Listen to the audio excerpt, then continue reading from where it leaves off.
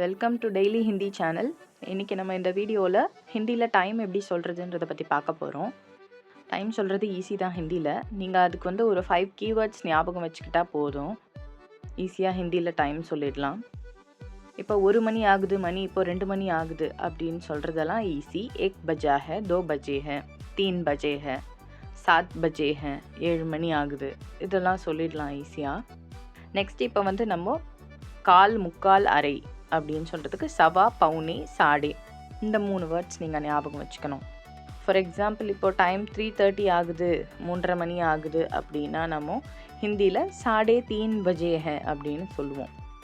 3:30 மணி ஆகுதுன்னா 3:30 பஜே ஹைன்னு சொல்லுவோம்.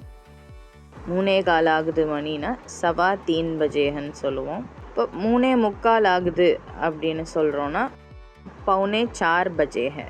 பவுனே 4 பஜே ஹைனா 3:45. சவா பஜேன்னு சொன்னாலும் 1:15 தான், சவா 1 பஜேன்னு சொன்னாலும் 1:15 தான், சவா 2 பஜே 2:15, 1:30 பஜே 1:30 மணி, 2:30 பஜே 2:30 மணி, 2:30 மணி, 3:30 பஜே 3:30 மணி, 4:30 பஜே 4:30 மணி, பவுனே பஜே அப்படின்னா 12:45ன்னு சொல்லலாம், பவுனே 1 பஜேனாலும் 12:45ன்னு சொல்லலாம், பவுனே 2 பஜே 1:45, பவுனே 3 பஜே 2:45, पौने 4 बजे 3:45. सुबह 5 बजे அப்படின்னா மார்னிங் 5 o'clock 5 AM. दोपहर 1 बजा है அப்படின்னா மதியம் 1 மணி 1 PM. शाम 6 बजे है அப்படின்னா it is 6 o'clock in the evening. மாலை 6 மணி.